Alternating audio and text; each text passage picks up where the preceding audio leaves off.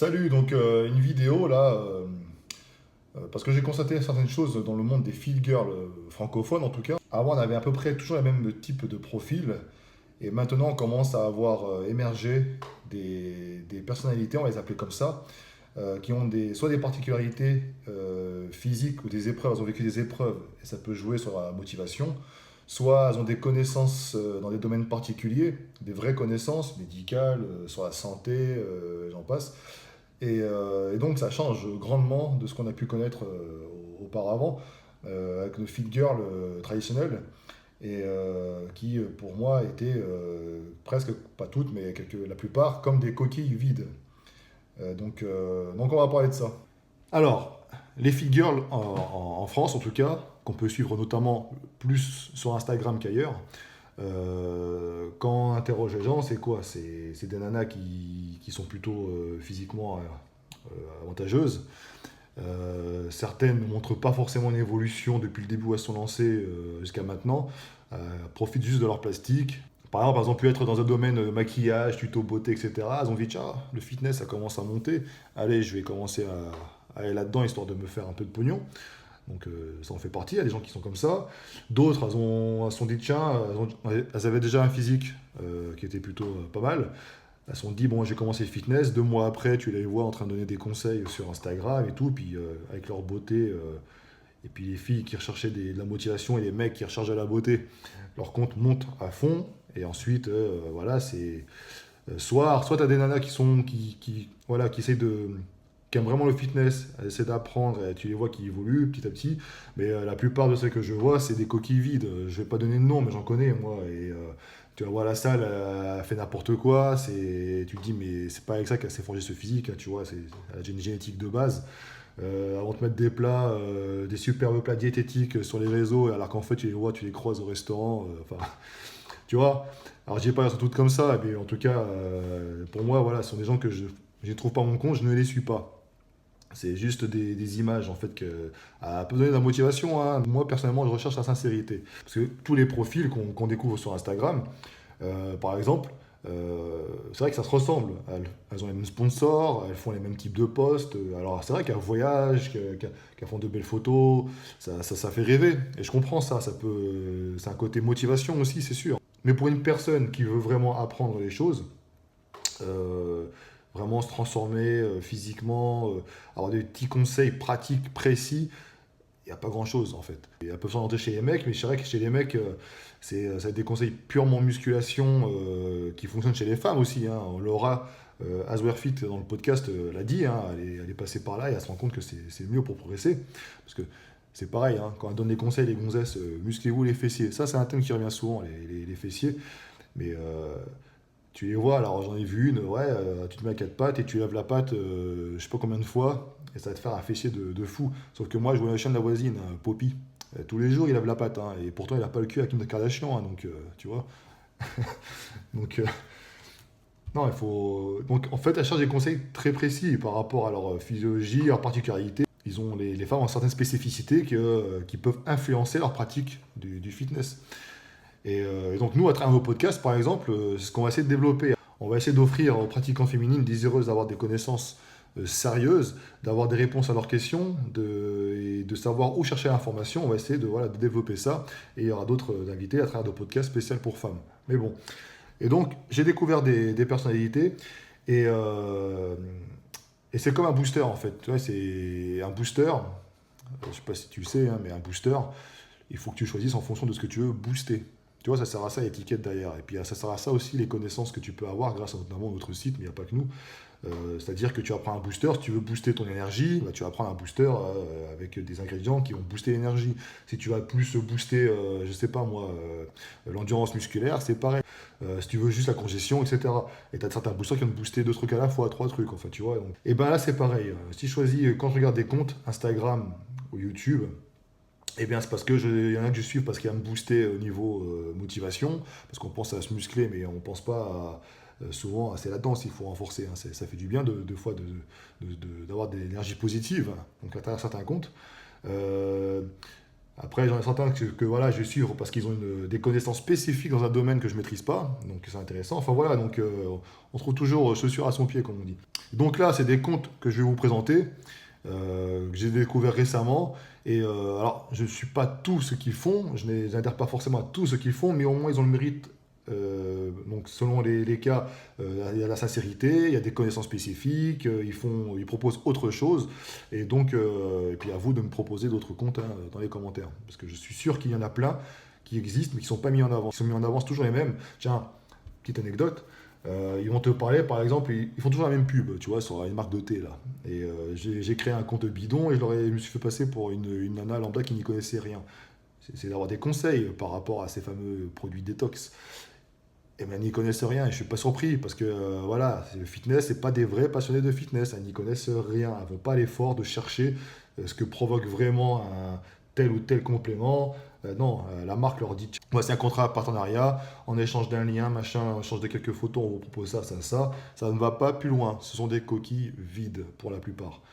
Donc, je n'ai rien contre ça, encore une fois. Il en faut pour tout le monde. Certains y trouvent leur compte. Par exemple, moi, la personne que j'aime bien suivre depuis longtemps, c'est pas nouveau, mais elle a explosé en termes d'abonnés parce que je pense que les gens sont à la recherche de sincérité. C'est Marine Leleu, par exemple. Donc, dédicace-toi, Marine, parce que elle, quand je regarde ses vidéos, ça me sert parce que je me dis que tiens, putain, elle te booste au niveau voilà, mental. C'est un petit bout de femme qui subit des épreuves, encore récemment, là, elle s'est blessée. Elle te montre comment elle vit la chose, hein, la rééducation, etc. Toujours le sourire, pourtant, des fois, tout n'est pas rose, hein, croyez-moi. Donc voilà, c'est un exemple. Il y a aussi, donc évidemment, Laura Azwerfit, qui a un esprit critique super intéressant, allié à de l'humour, vraiment, je suis fan. Et en plus, elle a montré une évolution physique intéressante. Et allez voir dans votre podcast parce qu'elle explique comment elle a fait ça. C'est pas en allant voir des comptes Instagram machin bidon ou des conseils bidons, musclez-vous en 2 jours ou je sais quoi. Non, elle est partie soulever de la fonte, comme a dit, un espace entre guillemets réservé masculin. C'est pas un espace réservé masculin, mais c'est un espace où on trouvera plus d'hommes que de femmes. Donc elle a bravé ses peurs et puis elle est allée là-bas et le résultat, voilà, il y a eu du résultat. Faut pas avoir peur. Donc avec elle, on fera d'autres podcasts, évidemment, et d'autres personnalités, hein, comme j'ai dit, des podcasts spécial femmes. J'ai Stacy, S Little Bird. Donc elle, avant tout, c'était un compte Instagram. Elle montre son évolution. Et maintenant, elle propose des vidéos YouTube. Alors, je suis pas forcément fan de tout ce qu'elle propose, mais comme j'ai dit, hein, comme un booster, tu vas chercher ce que tu as besoin. Mais au moins, elle a mérite de 2 choses. 3 choses, j'ai envie de dire, même, parce que je connais des gens, on a des gens en commun, donc je sais que c'est quelqu'un qui est sympa, sincère et tout, il n'y a pas de souci là-dessus. Elle montre évidemment une évolution physique intéressante, contrairement à d'autres. Elle a évolué. On sent qu'elle est passionnée par ça.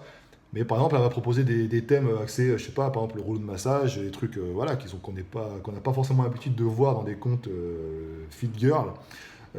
Ces entraînements, même si je suis pas du genre à aimer le fait de dire ouais, bah alors pour faire ça, il faut faire 4 x 10 de ça et 4 x 10. Non, parce qu'on sait très bien que chacun réagit, enfin, il faut des programmes spécifiques à chacun, mais ça peut être un exemple, ça peut être voilà, une base.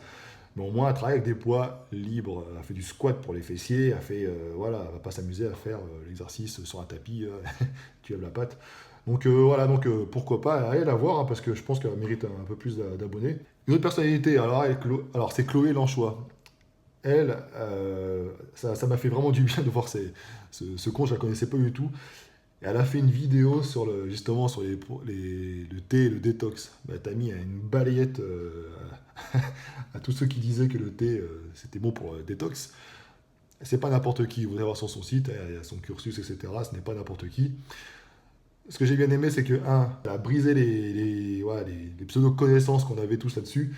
Elle maîtrise parfaitement son sujet. Bon, je suis pas expert, en tout cas, voilà, elle n'est pas en train de regarder son écran toutes les 5 secondes pour voir ce qu'elle doit dire. Elle maîtrise. L'élocution, franchement, c'est agréable à regarder. On sent que. Alors après, on m'a dit oui, mais elle vend des programmes. Bah, il faut bien que les gens vivent, mais elle propose du contenu gratuit. Et il y a ceux qui veulent après, qui sont convaincus et qui veulent aller un peu plus loin, ils peuvent acheter un programme. Il n'y a rien de mal là-dessus. Toujours est-il que j'espère qu'elle fera d'autres vidéos, pas forcément que sur la détox, parce que je pense que c'est la manière dont elle parle et en plus elle maîtrise vraiment son sujet, on sent que c'est quelqu'un qui a travaillé là-dessus. Et je pense qu'elle peut apporter pas mal.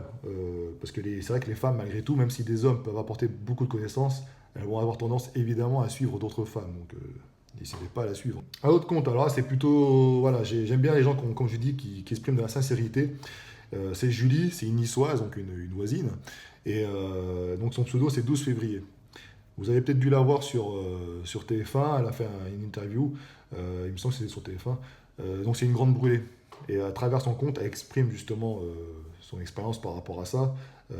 Et après, c'est vrai, c'est côté motivation, elle a su rebondir. D'ailleurs, elle dit dans son sujet hein, que lorsqu'elle était au plus mal, en fait, celui qui l'a aidé indirectement à aller mieux, c'est Thibaut InShape. Tu vois, ceux qui disent qu'il apporte rien, bah, la preuve que non.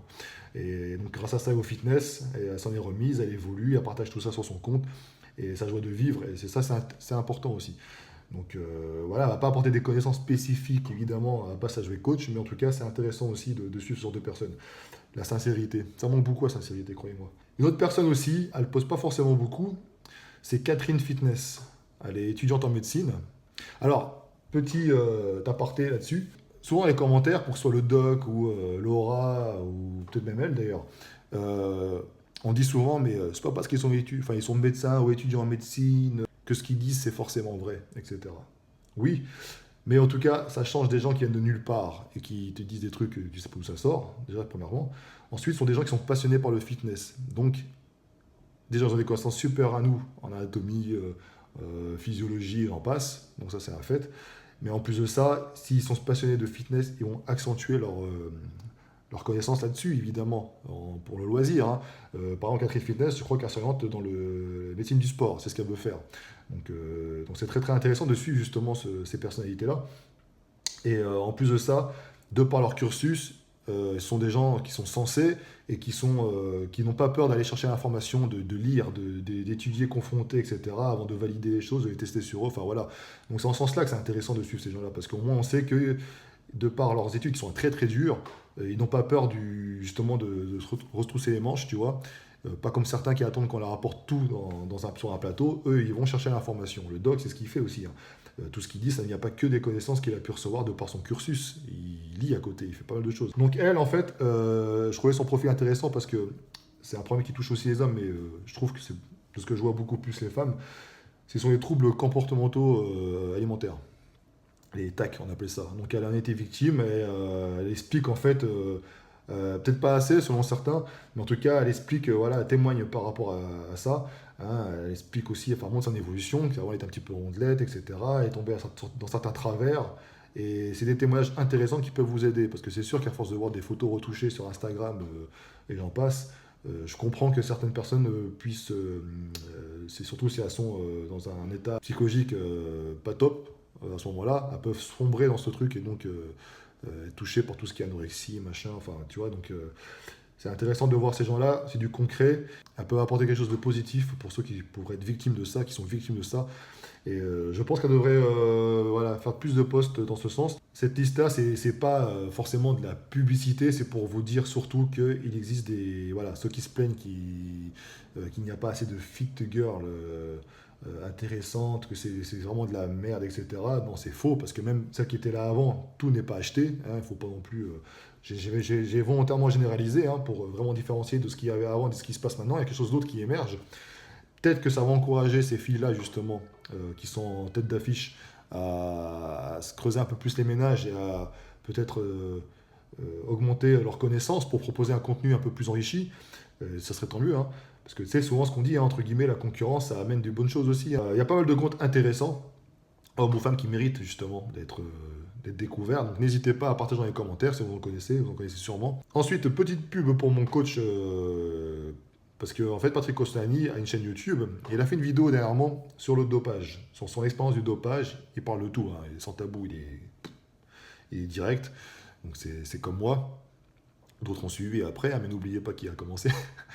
Non mais voilà. Et Patrick Costolani témoigne par rapport à ça. Donc je vous invite à aller voir sa vidéo parce que ça touche aussi bien les hommes que les femmes. Et chez les femmes, beaucoup plus que vous le pensez, croyez-moi. Ça parle beaucoup dans les salles. Hein. C'est un petit milieu, on sait qui. Enfin, bon. Donc voilà, et je trouve ça intéressant d'avoir le témoignage d'un bodybuilder pro, parce que je crois que c'est le seul en France d'ailleurs qui fait ça, qui parle en toute honnêteté, et d'autres vidéos vont arriver. Je vous invite vraiment à aller voir sa vidéo, ça pourrait en freiner plus d'un. Bon bah c'est tout, bah, je vous dis à bientôt.